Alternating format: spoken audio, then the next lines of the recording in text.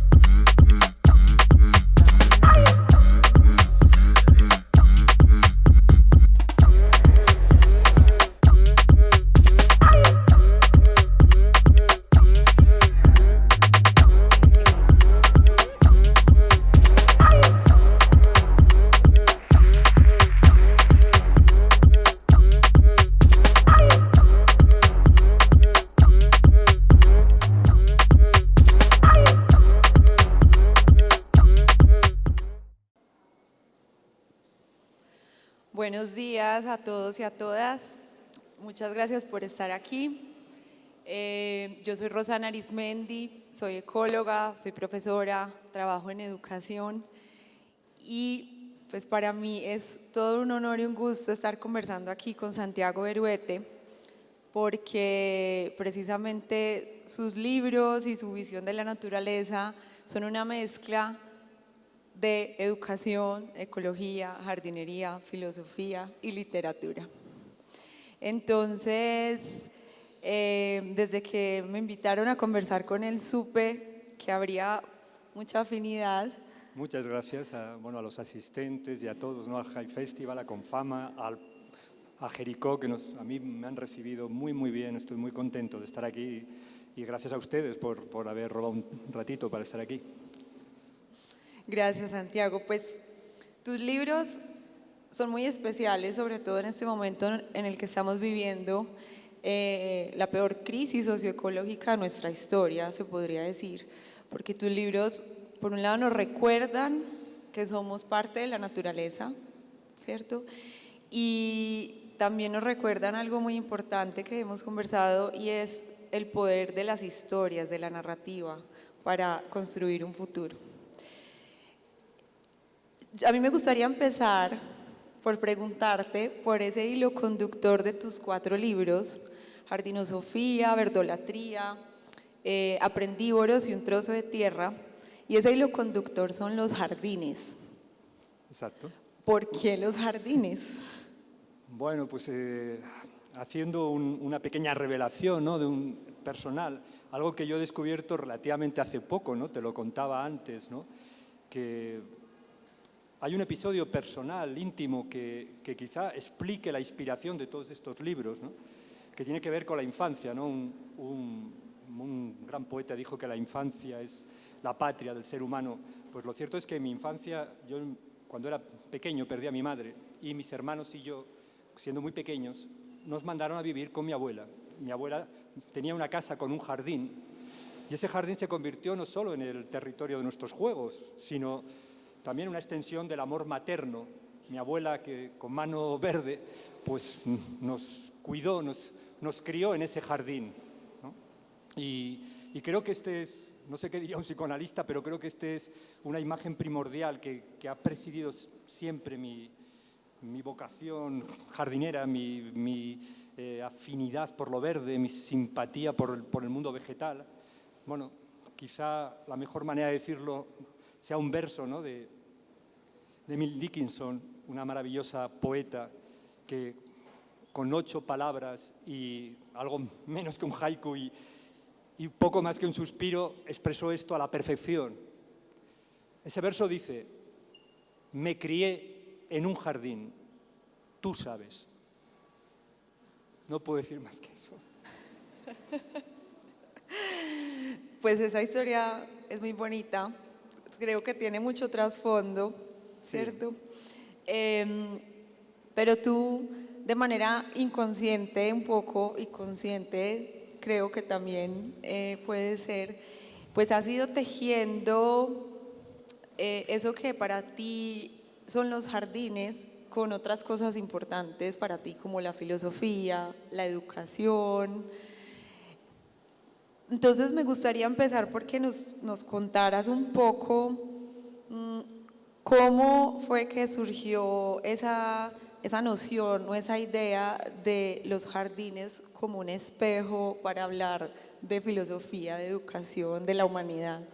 Claro, bueno, como todo nos ocurre en la vida, ¿no? Actuamos consciente e inconscientemente, ¿no?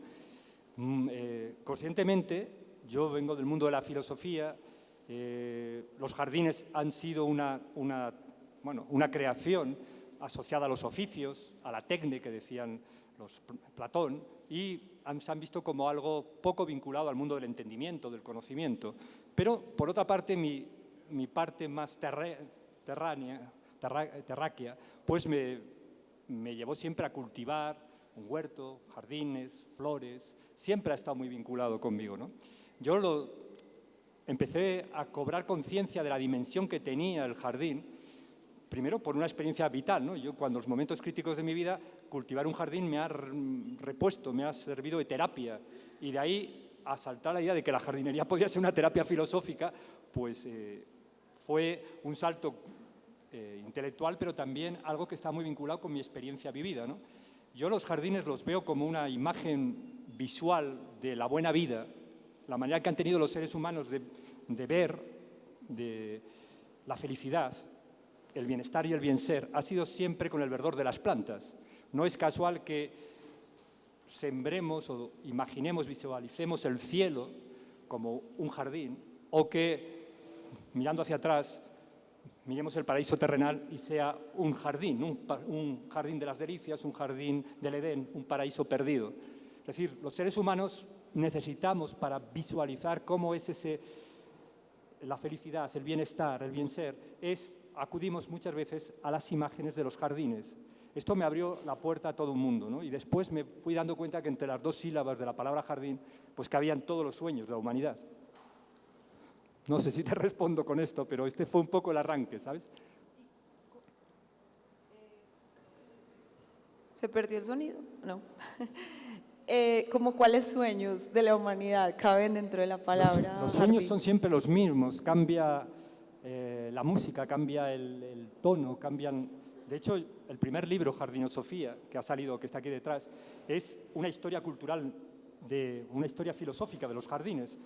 Recorro la historia del jardín desde la noche de los tiempos, desde el paraíso terrenal, por decirlo así, a los jardines egipcios, los jardines clásicos, y es un recorrido por los jardines a lo largo del tiempo y acaba con la ciencia ficción, los jardines o la naturaleza en la ciencia ficción, los relatos de ciencia ficción. Y eso se puede leer como una historia de la utopía, porque la utopía se respira en los jardines y cada época ha materializado, ha concretado su metafísica, su visión del mundo en el diseño de los jardines. Cada época se traduce en un estilo jardinero, en una manera porque nuestras contradictorias y a veces ambivalentes relaciones con la naturaleza y nuestras ideas sobre lo que es una buena vida se concretan en nuestra forma de construir los jardines y los huertos. Se podría decir que nuestras ideas éticas, estéticas y políticas reverberan en estos oasis de verdor, en estos fragmentos de paraíso que son los jardines. Y eso sirve para los de la antigüedad y para los de hoy en día, e incluso para cuando fantaseamos con visiones futuristas, utópicas o distópicas, ¿no? Bueno, podría hablar sobre esto horas, ¿no? Pero en las distopías aparecen jardines. De 1984, la gran distopía del siglo XX de George Orwell, la naturaleza juega un papel decisivo, ¿vale? Y es el contrapunto, diríamos, a esa sociedad totalitaria que preside la novela, ¿no? Pues ya que tocas ese tema de las distopías, el rol de la naturaleza también en este tipo de historias, me gustaría que conversáramos un poco de esa idea de que el planeta es un jardín, o sea, el jardín planetario. Por ahí en uno de tus libros hay una cita de Gilles Clément que dice que el planeta se ha convertido en el terreno del jardinero, pero en parte refiriéndose también pues, como a esta antropización de los ambientes naturales del planeta. Claro, no debemos olvidar que el jardín entero es un planeta, o sea, el planeta entero es un jardín, ¿no? Podemos hablar de un jardín terrestre, de un jardín planetario. La idea de Gilles Clément, que fue una exposición en el Museo de Arte de París hace ya bastantes años, intentó elevar la visión y pensar que esta cultura jardinera se podía aplicar a todo el planeta. Si adoptamos el modelo del jardinero, de cuidador de la naturaleza, podría ser una buena filosofía para afrontar este reto, esta entropía climática, estos retos de emergencia ecosocial. Yo personalmente creo que además nos ayuda en un terreno muy humano. Es decir, nosotros viajamos por la oscura inmensidad del cosmos en un jardín, en una nave planetaria. Quizá merezca la pena recordar cómo empezó esto. El origen o los primeros movimientos ecologistas están muy vinculados a un hecho. En la carrera espacial, entre los años 60, finales de los 60, 70, empezó a llegarnos unas imágenes que hoy las hemos popularizado, incluso en el bolsillo de cada uno de nosotros llevamos un móvil que podemos acudir con el Google a ver la Tierra desde fuera, desde el espacio exterior, en tiempo real, pero la primera vez que ocurrió, allá en el año 1968, una de las imágenes más elocuentes y emblemáticas, icónicas del siglo XX, es la que tomó la nave Apolo 8 desde el espacio, que es el amanecer de la Tierra visto desde el espacio exterior. Esta imagen se publicó en todos los medios de comunicación, en la incipiente televisión, y contribuyó a cambiar la mentalidad de las personas. ¿Por qué? Pues porque cobramos idea de que más allá de fronteras, de razas, de diferencias, todos íbamos en la misma nave espacial, usando una expresión muy de la época. Y esa nave espacial es este jardín terrestre en el que surcamos la inmensidad del cosmos y que si nosotros no sabemos, no respetamos, no cuidamos, el futuro de la especie entera estaría en juego. Entonces, no es casual que las primeras organizaciones ecologistas surgieran por la misma época. Mira, por no alargar mucho esto, pero me gusta mucho lo que dijo el autor de esa fotografía, Amanecer en la Tierra. Lo podéis encontrar en Google y en publicaciones de la época, ¿no? Bill Anders, que era el astronauta, el cosmonauta que iba ahí, hizo unas declaraciones a tomar tierra que son muy elocuentes. Dijo, fuimos en la carrera espacial, fuimos a descubrir la Luna y lo que nos encontramos es que habíamos descubierto la Tierra. Y esto es parte de esta visión jardinera, pero a una escala planetaria, a una escala global. Y adoptar esa actitud jardinera podía ser una buena o un comienzo de la solución de algunos de los problemas medioambientales y de los retos medioambientales que tenemos más serios, ¿no? Cuando tú dices adoptar esa actitud jardinera, pues percibo que te refieres más como a esas acciones de cuidar, sí, no tanto a las acciones de modificar. Claro, porque también el jardín es una buena metáfora de la dominio sobre la naturaleza. Esto tampoco nos debemos olvidar, ¿vale? El jardín no es solo un símbolo del amor y del cuidado por la naturaleza, es también un símbolo de la dominación, es una marca de estatus. Un filósofo muy apreciado por mí, Walter Benjamin, decía que todo documento de civilización lo es también de barbarie. Y esto pasa con el jardín. Muchas veces el jardín se ha utilizado como una marca de estatus, como un signo de distinción. No me refiero a eso, me refiero que quería decir que mucho antes incluso de que la palabra ecología existiese allá en el siglo XIX, cuando Hankel acuña este nuevo término maravilloso, pues lo que tenemos ya es desde tiempo inmemorial, jardineros que se han ocupado, han sentido la pasión por la tierra, que han observado las plantas, que han cuidado el territorio, que se han preocupado por entender cómo funciona ese ecosistema para el cual todavía no había una palabra. Y estas son, en pocas palabras, ecólogos antes de que existiera la palabra, avant la lettre. Son personas que sienten la pasión por la tierra desde el primer momento, ¿no? Y esta actitud, que puede estar lo mismo en una abuelita, como hablábamos antes de nuestras abuelitas queridas, que nos inculcaron este amor por las plantas, o también de jardines más emblemáticos o señoriales o icónicos, ¿no? Podríamos entonces pensar que estos ecólogos, sin saber que eran ecólogos, pues sin que estuviera acuñada la palabra ecología, podríamos entonces decir que ellos estaban todavía muy conectados con la naturaleza, a diferencia un poco de lo que está pasando ahora en esta época, y es que los seres humanos nos hemos separado de la naturaleza, nos hemos creído algo separado, y pues en parte por eso es esta crisis socioecológica.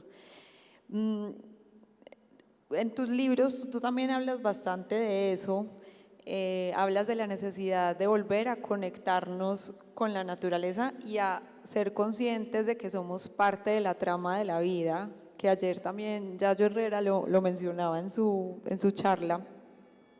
Cómo la jardinería o el cultivo puede ayudarnos a volver a sentirnos naturaleza. Hombre, yo estoy convencidísimo de que urge, ¿no?, refundar la alianza con la naturaleza. Yo, no sé, toda mi escritura, todos mis libros apuntan en una misma dirección, ¿no?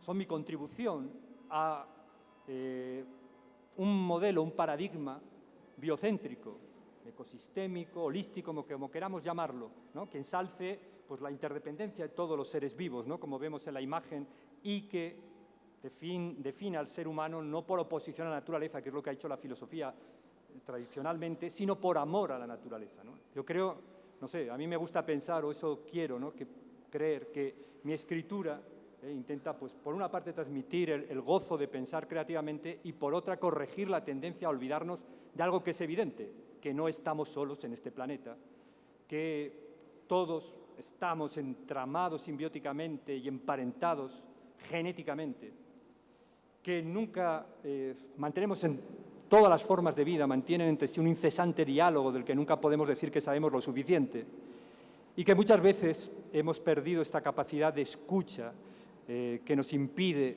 prestar atención a esa gran conversación que mantienen macroorganismos, microorganismos en este jardín planetario, ¿no?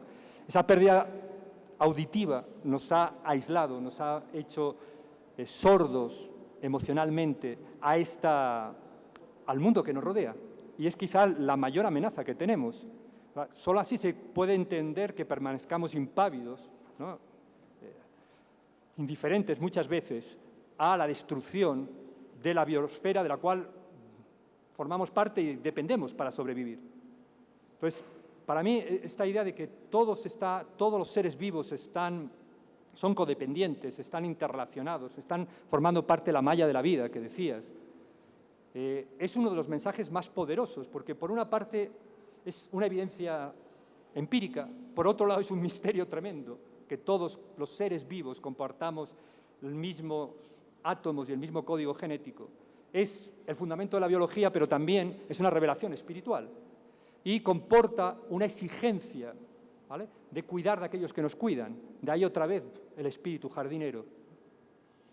Y que también, pues nosotros como seres humanos tenemos esa necesidad de sentirnos conectados con algo, tenemos la necesidad de sentir que pertenecemos a algo, y muchas veces esa sensación la sentimos en la naturaleza.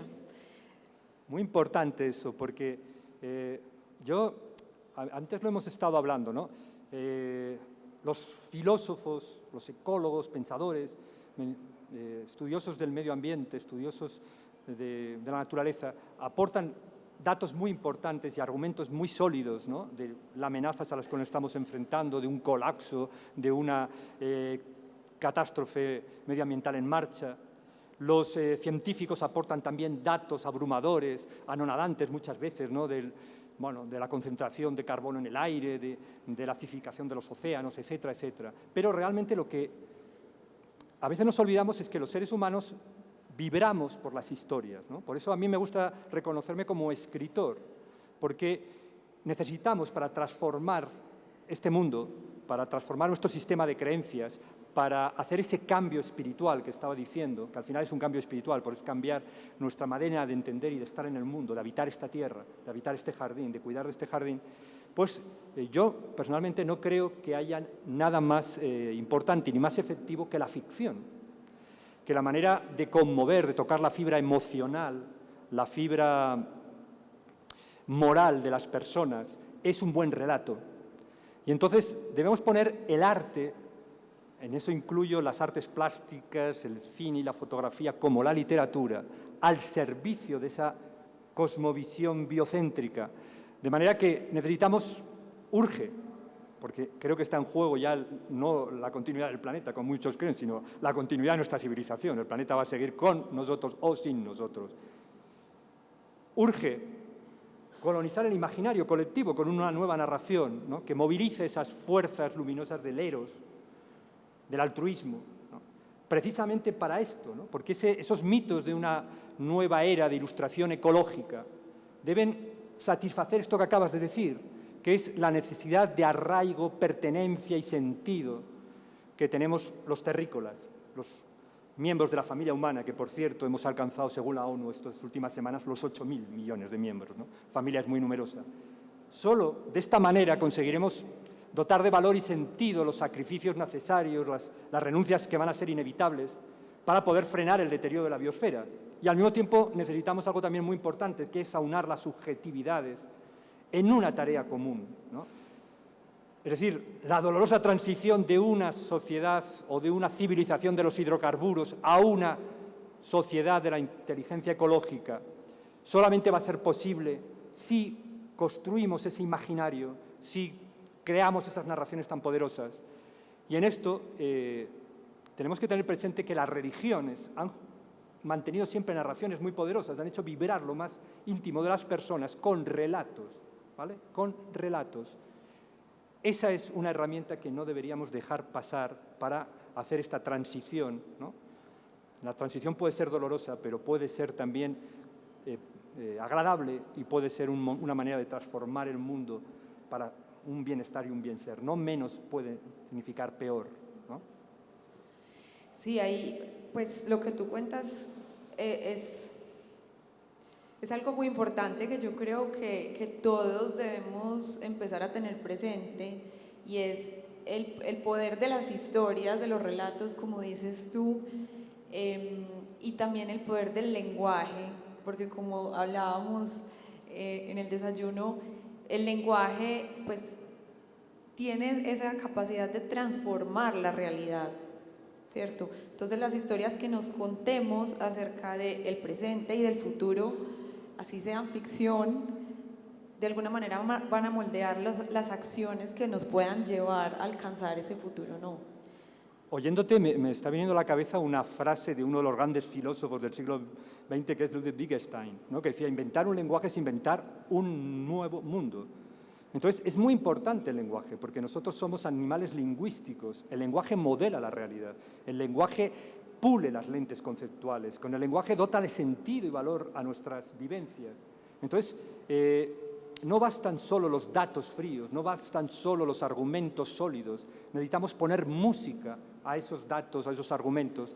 Este es el papel que yo he adoptado en esta tarea coral, ¿no? Yo creo que lo que hago yo es formar parte de un coro que entona una misma canción, donde están ecólogos, donde están pensadores, donde están activistas, donde están jardineros, donde está mucha gente, y que ese coro entona una misma canción, bueno, en favor pues, de una visión biocéntrica y al mismo tiempo pues, un nuevo contrato ecosocial, ¿no?, una nueva manera de habitar la Tierra.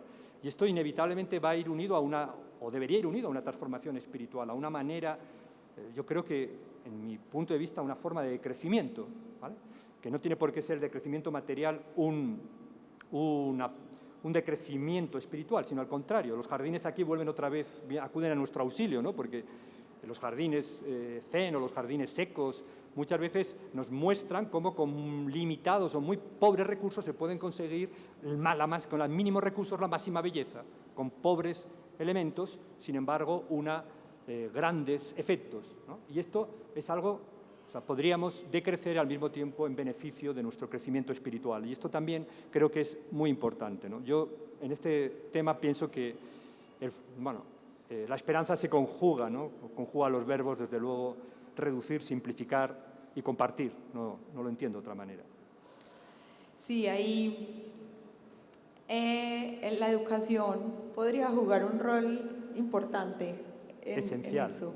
Sí. Hombre, yo soy un educador, llevo 32 años dando clases. A mí siempre me gusta recordar algo que de puro tópico, como antes he dicho, ¿no? De puro obvio se nos pasa desapercibido, ¿no? Que educar es otra acepción del verbo cultivar. Y que, claro, los jardineros y los educadores tienen mucho en común, ¿no? Trabajan para el futuro y al mismo tiempo pues comparten la fe en la semilla. Enseñar y educar son muy parecidos, ¿no? A mí me gusta recordar, ¿no? Que los profesores, los docentes, que hacen bien su trabajo, ¿no? Llevan en su interior un jardinero, ¿no? Porque siembran la semilla de la curiosidad en las mentes de los niños para que estos florezcan por dentro. Y ya sé que esto os puede parecer una frase muy redonda y muy bonita, pero tiene un profundo calado, porque florecer por dentro es la traducción literal y más ajustada a un término que resume por sí solo toda la historia de la filosofía occidental, que es eudamonía, tener un buen demonio protector, o la eudamonía se ha traducido por felicidad, ¿no? Aristóteles, Platón, Sócrates, las escuelas estoicas, los cínicos, los epicúreos, todos ellos apelaban a esta idea, ¿no? El fin de la vida era la eudamonía, era el objetivo de la filosofía, era una terapia del alma, decía Sócrates, para conseguir la eudamonía. Pues bien, la eudamonía es el florecimiento interior, el florecimiento doble, ¿no? De nuestra propia naturaleza individual, de cada uno de nosotros, con nuestro nombre y apellido, y también de nuestra naturaleza racional, como seres racionales, como seres humanos, ¿no? Entonces, veo ahí otra vez cómo enseñar y cultivar están íntimamente emparentados. Evidentemente, tenemos que educar en este modelo, ¿no? Bioinspirado, biocéntrico, y ayer me conmovió mucho la charla que estuvimos oyendo del futuro de la educación, donde hablaban de la escuela expandida, de una escuela que en vez de tomar el modelo de la empresa, tomaba el modelo de los ecosistemas biológicos, porque creo que a mí me preocupa cuando la escuela intenta imitar a los laboratorios de aprendizaje o se intenta emular un modelo de laboratorio de aprendizaje o de, empresa, y se olvida de que en realidad es un ecosistema donde conviven, dan y reciben maestros, alumnos, personal no docente, padres, todos están involucrados, porque la tarea de educar es una tarea colectiva, coral, ¿no? Y evidentemente esta revolución debe empezar en las aulas. El futuro del planeta se juega en las aulas, no se gesta en las aulas, sin duda.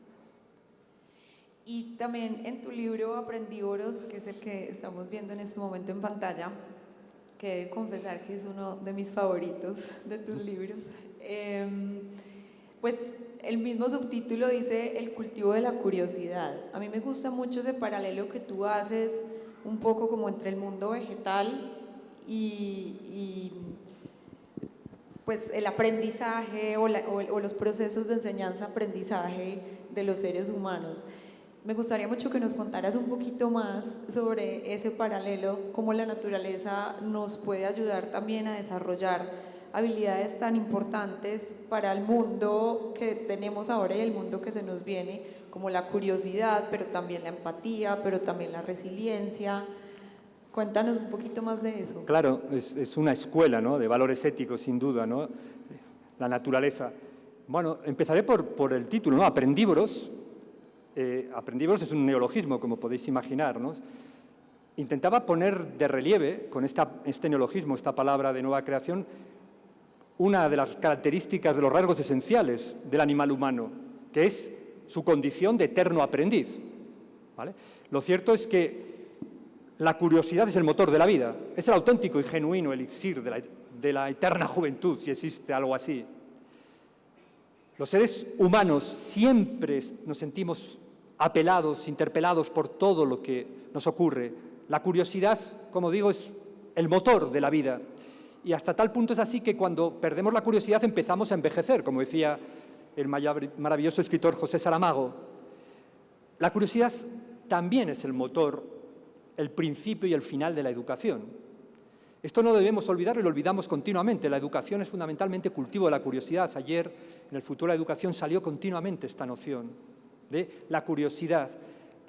Entonces, ¿qué despierta la curiosidad? ¿Cómo alimentar la curiosidad? ¿Cómo nutrirnos Bueno, aprovecho también para decir que Aristóteles, que antes estaba hablando de él y de la eudamonía, en el libro donde expresa esa idea de que la felicidad es el final de la vida, sale también una noción muy importante. Dice, la filosofía comenzó en el mundo por el asombro, el estupor. Y el estupor y el asombro porque las cosas existan o no, por el hecho insólito de estar vivo, porque haya una cosa u otra. Este asombro es la emoción filosófica por excelencia, es la emoción fundacional de la filosofía, pero también el acicate de la curiosidad. Los seres humanos fueron movidos a filosofar porque ese asombro estimuló su curiosidad. Bueno, todos los niños son filósofos en miniatura y yo no les veo nunca despertar más la curiosidad de cuando están delante de las plantas, de los animales. Un niño en un jardín es un filósofo en acción. Despierta la curiosidad, el asombro, experimenta también esta cualidad que va a ser o juega un papel fundamental en la idea de transformar nuestro sistema de creencias y mejorar nuestra relación con el planeta y habitarlo de otra manera, que es la escucha atenta, o sea, no es salirnos del antropocentrismo en el que vivimos, ser capaces de descentrarnos, ser capaces de ver a los animales y a las plantas, pero también a las bacterias, a los hongos, a los líquenes, no como alimento, no como mercancía, no como cosas, sino como maestros, ¿no? Que llevan aquí mucho más tiempo que nosotros y de los cuales podríamos aprender valiosas lecciones.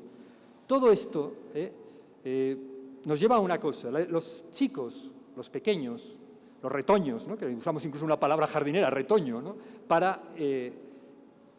Experimentan ese asombro, esa emoción fundacional de la filosofía que les llevará a pensar por sí mismos, a tener más libertad de pensamiento y espíritu crítico en contacto con la naturaleza.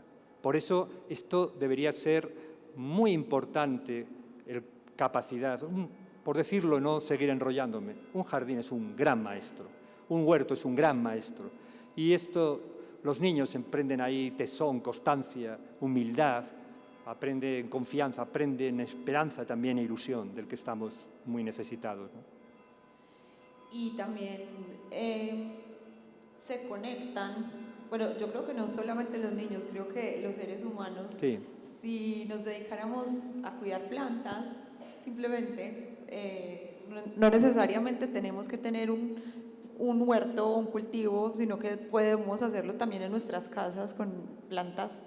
Y con nuestra conciencia también, y con nuestra Rosana, porque a mí me gusta mucho esta idea del jardinero interior, del budismo, ¿no? Es decir, es una forma de estar en el mundo, la del cuidador, ¿no? La de alguien que cuida también su conciencia, cuida su entorno, cuida sus relaciones. Eso también para mí es un jardinero.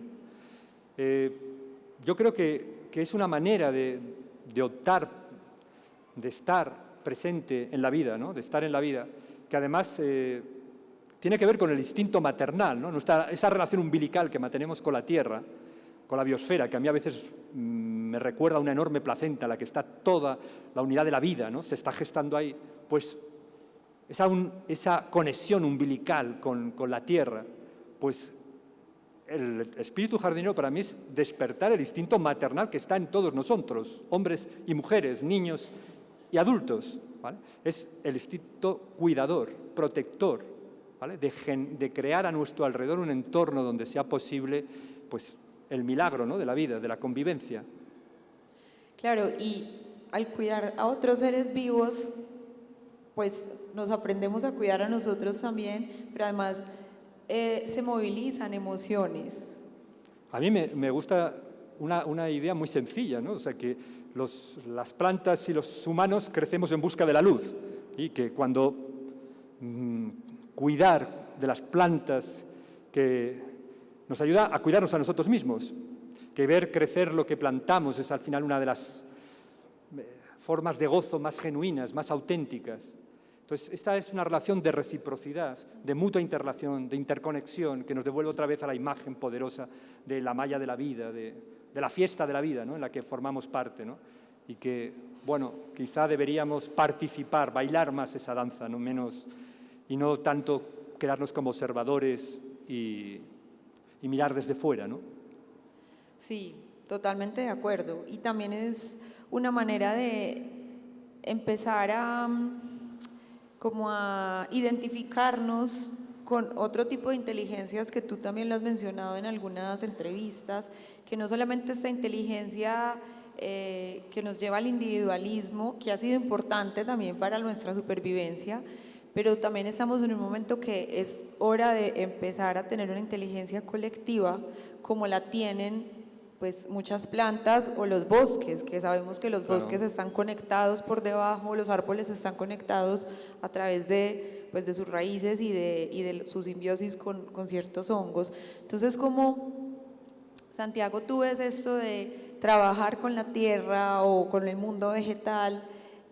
También nos puede ayudar a desarrollar ese cooperativismo, esa inteligencia colectiva. Yo creo que esa es la asignatura pendiente, es decir, desde mi punto de vista, el progreso de la tecnociencia pues, nos está llevando a una encrucijada vital, ¿no? Que es una encrucijada histórica en la que estamos inmersos todos, conscientes, más o menos conscientes, todos estamos inmersos en un mismo experimento medioambiental, que es o un colapso climático o una transformación de un paradigma hacia un paradigma diferente, ¿vale? Y esto pone a prueba nuestra capacidad de aprender de otras inteligencias que están en este planeta, y una de ellas es las plantas, ¿no? A mí me gusta recordar, bueno, que compartimos este planeta con muchas formas de vida, pero más del 90% son plantas, ¿no? Una magnífica, extraordinaria ecóloga, Alexandra Mirna Díaz, decía que eran el supremo alquimista, ¿no? Pues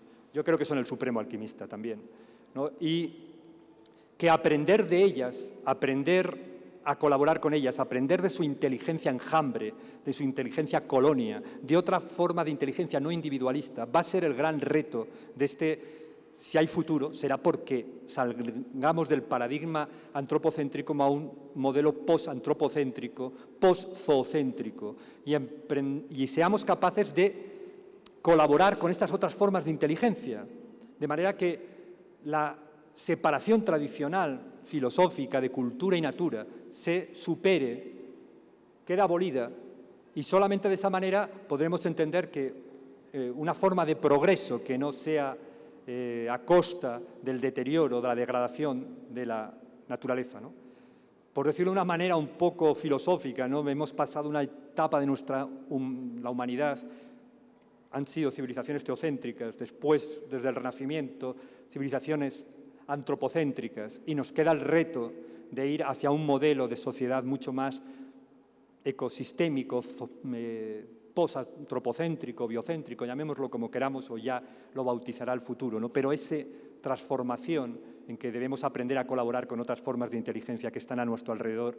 Yo hablo de las plantas porque es lo que mejor conozco, pero podríamos hablar de los animales. Y de hecho, la etología, por una parte, y la neurología vegetal por la otra, están transformando nuestra visión de quién es este rey de la creación, quién es este ser superior que nos hemos creído, ¿no? Hasta qué punto pues no somos más que un elemento más en una trama mucho más compleja, sin centro ni final, ¿no? Que es lo que somos. Totalmente. Además que, querámoslo o no, pues somos parte de un sistema, somos parte de una red donde están otros seres vivos, donde están también incluso las construcciones hechas por nosotros, y como ahora mencionabas un futuro ecosistémico, creo que hacia allí debemos ir, nuestra mentalidad y nuestra cosmovisión debe migrar hacia allá, hacia vernos como partes de un sistema donde todo está interconectado y que pues si una parte falla, las otras partes también. Claro, este cambio es un cambio muy, muy profundo, que tiene un eco y una resonancia hondísima, porque es perder el papel de protagonista de la historia natural que nos hemos adjudicado, ¿no? O sea, cuando nosotros llegamos aquí, la fiesta de la vida llevaba mucho tiempo, las plantas llevaban muchos miles de años colonizando el planeta, pero nos hemos contado una historia en que nosotros somos protagonistas, somos el animal superior, somos la singularidad humana, somos el animal racional, en fin, nos hemos puesto muchísimos calificativos, ¿no? Cambiar todo esto, esta cura de humildad, tiene que ir asociada a un cambio también de vida y un modelo, y transformar nuestros modelos de producción, nuestros modelos de consumo, nuestro sistema de creencias, etcétera, ¿no? Y estamos en ese umbral, es decir, somos capaces de dar este salto o la alternativa puede ser un mundo cada vez más ingobernable, más injusto, más en una entropía climática, etcétera, ¿no? Y estamos en una encrucijada histórica. Sí, así es. Pero yo quisiera cerrar la conversación antes de darle paso a las preguntas del público con un mensaje esperanzador de alguna manera, y está muy ligado con tu último libro, que es Un trozo de tierra, donde nos das un montón de relatos hermosos en los que los jardines, los huertos, la naturaleza, de alguna manera nos dan la esperanza de que podemos transformar el mundo, y de hecho son relatos donde este tema de los jardines, cultivar la tierra, transforman vidas. Sí. Hombre, mi idea cuando escribí este libro que cierra el ciclo, ¿no? Un trozo de tierra es una colección, bueno, es una obra narrativa, coral, donde aparecen personajes todo lo ancho y largo del planeta, de extracción social, de orígenes y de edades diferentes, ¿no? Pero todos tienen una común pasión por la tierra, un común sentido de la tierra. Al final el jardín, el huerto, el bosque, la naturaleza juega un papel decisivo, de manera que podría decirse que es una novela protagonizada por un trozo de tierra, ¿no? Mi objetivo era resignificar qué era la esperanza ahora, en pleno siglo XXI, en unos tiempos muy desesperados, marcados por la emergencia ecosocial, por el control tecnológico, por la celeridad tecnológica. ¿Cómo se podía formular la esperanza en este tiempo? ¿No? Porque yo veía con bastante inquietud que en la narrativa se iba escorando cada vez más hacia una especie de nihilismo fatalista, de distopías o de ensoñaciones de un pasado idealizado. En el ensayo sí que había cierto que había muchos ensayistas que hablan de alternativas, soñaban futuros diferentes, intentaban imaginar un cambio, pero en la narrativa todo estaba variando, desviándose hacia una visión cada vez más pesimista, y buena prueba de ello son las series también, las películas, etc. ¿Vale? La distopía ha colonizado nuestro imaginario y nos ha secuestrado la esperanza. Y esto me preocupaba. Entonces yo quería hacer un cambio, ¿no? Es decir, quería desviar la mirada hacia aquellas personas que son para mí héroes sociales, que encarnan la épica de la bondad. En este mundo, como ayer también salió aquí en el Futuro de la Educación, hay muchas personas que hacen muchas cosas y que hacen muchas cosas que pueden transformar al menos su ecosistema emocional y vital. Y esos son los verdaderos héroes sociales, los modelos que debemos seguir, tanto como en la escuela representativos de nuestros modelos sociales, como también para los adultos. Entonces yo me propuse escribir una visión coral de este tipo de heroísmo, ¿no? Entonces son personas, en este libro aparecen muchos de los conflictos que nos afligen hoy en día, desde la violencia de género hasta la guerra, desde la inmigración, hasta, el control tecnológico. Hay distintos géneros, ¿no? Desde novelas, el género de la novela distópica hasta la ciencia ficción, desde el relato de iniciación hacia el diario. Ahí un poco se juega con los géneros literarios, son obras literarias en el sentido de que buscan la belleza, el impacto emocional y que cuidan mucho el lenguaje, pero todo entona un canto. Al final del libro hay un texto que es los nudos de la trama narrativa está al servicio de esta visión biocéntrica que se va contando al final se explica un poco con una serie de conceptos y de ideas. Entonces es un libro como un poco todos los míos, que son híbridos, que son un género de difícil clasificación, ¿no? A mí, antes te contaba que me gusta mucho, me siento muy identificado con una pequeña anécdota, y la cuento si queréis y después pasamos al diálogo, que creo que es muy interesante, ¿no? Y que también sirve para abrir el diálogo, ¿no? Hay una escena de la historia de la jardinería que a mí me conmueve y me gusta mucho, ¿no? En 1821, creo que es, o por ahí, a principios del siglo XIX, William Kennel, que será uno de los grandes paisajistas románticos ingleses, escribió una frase, escribió un tratado donde aparece esta frase que abre un nuevo capítulo, marcó un antes y una ahora en la historia del paisajismo. La frase es: salté la valla y vi que la naturaleza entera era un jardín.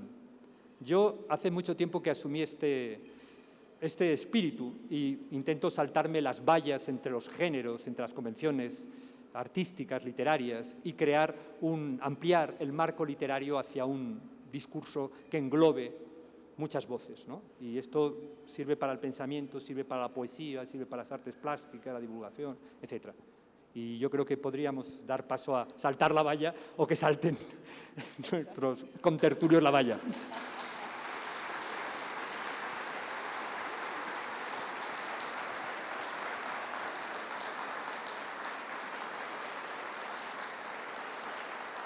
Bueno, entonces, como dice Santiago, ¿quién se anima a saltar la valla para las preguntas y conversar con Santiago? Por allí atrás hay unas manos levantadas. Adelante. Santiago, muchas gracias. Nada, a vosotros.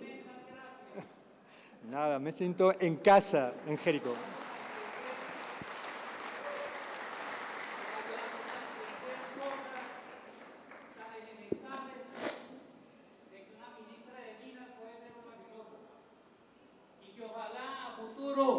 Muchos jardineros sean ministros. Esa es la valla que tenemos que saltar. Mejor nos iría. Y que esto de uno acaba amando todo lo que cuida, no lo podemos aplicar solamente a estas charlas, sino a toda la dimensión de la vida política y social, para que de verdad la vida y el mundo puedan ser de otra manera. Muchas gracias, Santiago. Atrás hay alguien con la mano alzada. Primero ella, después tú.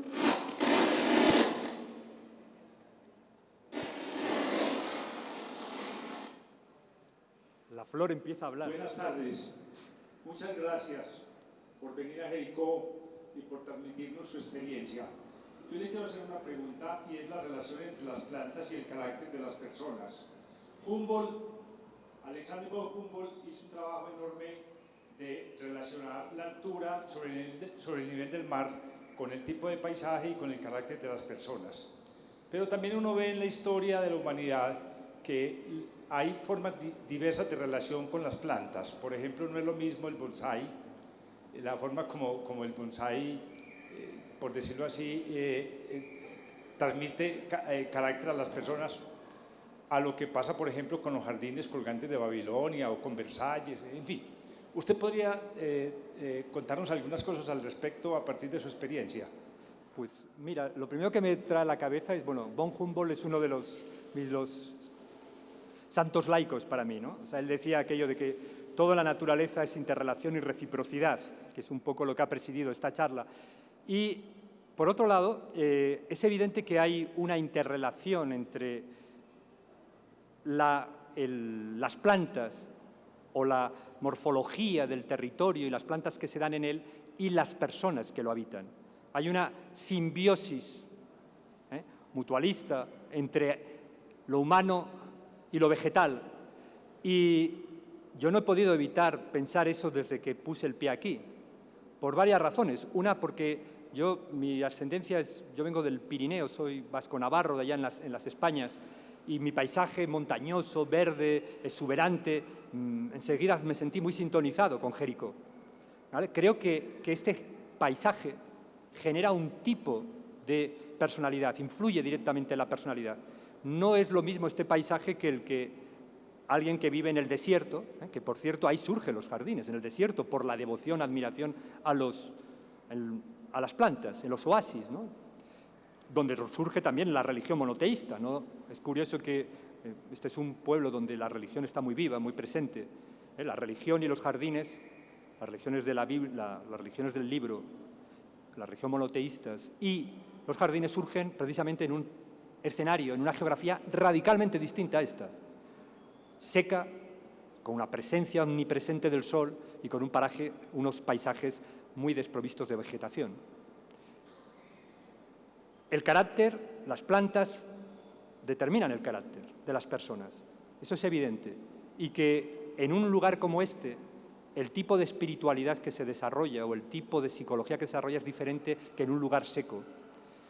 Esto también, no sé si alguien se ha puesto a estudiarlo, esto científicamente, pero creo que es una prueba en favor de la interdependencia, interrelación entre lo humano y lo vegetal. Y estoy convencido de ello. No sé si esto es un poco lo que te podría decir. Hola, muy buenas tardes, muchísimas gracias por todos los aportes que hiciste. Me parece muy bonito el énfasis que estás poniendo en el amor y en el cuidado. Y me quise levantar porque quería hacer una anotación, una pequeña crítica en contra de una de las palabras que usaste durante la conferencia hoy y que también estuvo exhibida ahí en la pantalla, y fue la palabra colonizar. Mostraron una cita tuya que decía algo como, y me disculpo si no lo capté correctamente, pero decía algo como: necesitamos colonizar el imaginario colectivo para crear nuevas narrativas en pro pues de esta cosmovisión biocéntrica por la que tú estás luchando. Y me parece que no se trata de colonizar nuevas cosas o de seguir colonizando. Creo que lo que tú le estás apostando se trata incluso de descolonizar y regresar a nuestros saberes ancestrales. Entonces quería preguntarte acerca de eso, ¿qué conexión ves entre la cosmovisión que tú estás promoviendo y los saberes ancestrales que han estado arraigados en nuestras tierras por tanto tiempo? Si pudieras comentar sobre eso, lo apreciaría mucho, y gracias de nuevo por tus aportes. No, claro, y entiendo tu suspicacia a la palabra colonización perfectamente, ¿no? Porque nos lleva al campo semántico, ¿no? De la invasión, de los conquistadores, de los que se apropian de los territorios, de los que se adueñan del discurso, etc. Yo no lo usaba en ese sentido, sino en el sentido de que solo los humanos deben tomar la idea de intervenir en el imaginario, porque hay resistencias. Tú nombras una cosa que es muy, muy importante, ese imaginario colectivo, y en eso creo que tienes razón. Estoy más de acuerdo contigo que conmigo en este caso, que es desvelar lo que ya estaba, ¿vale? Porque estamos redescubriendo el océano. Es decir, las sociedades tradicionales, las sociedades ancestrales, tenían muy claro que formaban parte de la trama de la vida. En este último libro hay 2 relatos que hablan de eso, de sociedades tradicionales, sociedades ancestrales, en las cuales ahora, después de un largo recorrido a través de la ciencia, de la técnica, como tú estás diciendo, estamos descubriendo lo obvio, ¿no? Que es que, ostras, formamos parte de la Tierra, y es que no podemos vivir de espaldas a la Tierra, porque dependemos de ella.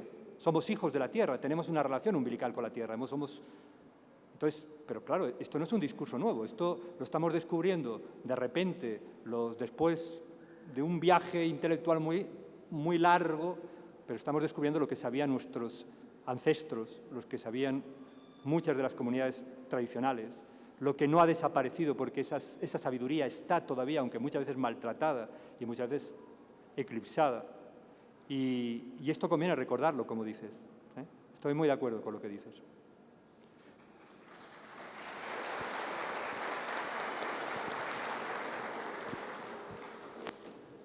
Buenos días. Sí, muy buenos días. Muchas gracias por compartirnos sus sensibilidades, sus ideas.